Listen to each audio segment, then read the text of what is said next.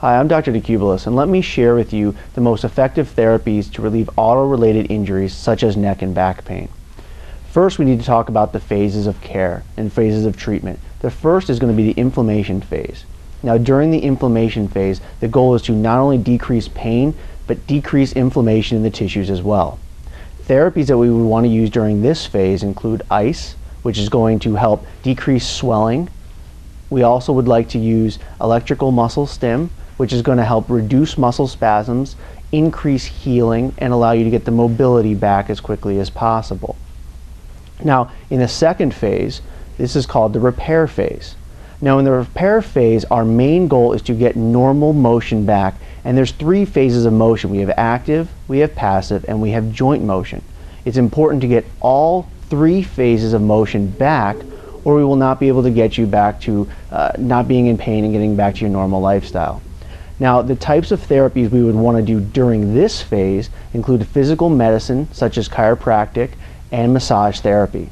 Now, these are very important because when we talk about massage therapy, this is going to help decrease muscle spasms, increase tissue healing, and promote normal range of motion.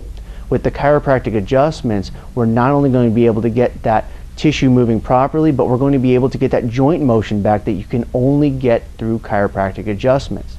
This is very, very important because if we do not get this back, we set you up for increased pain, permanent disability, and problems later in life. So we must get back this joint motion.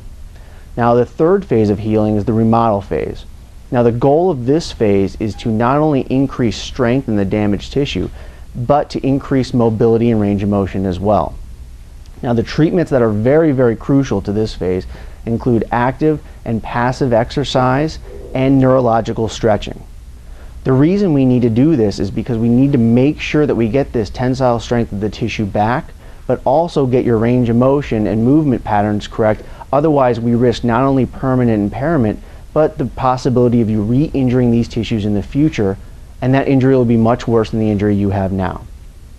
The goal of these phases is to not only decrease pain as quickly as possible, decrease muscle spasms as quickly as possible, and get normal movement back, but to make sure you don't suffer permanent impairment from your injury. So if you're suffering from automotive injuries such as neck pain or low back pain, please give me a call at 630-435-6461, as I'd love to help you out.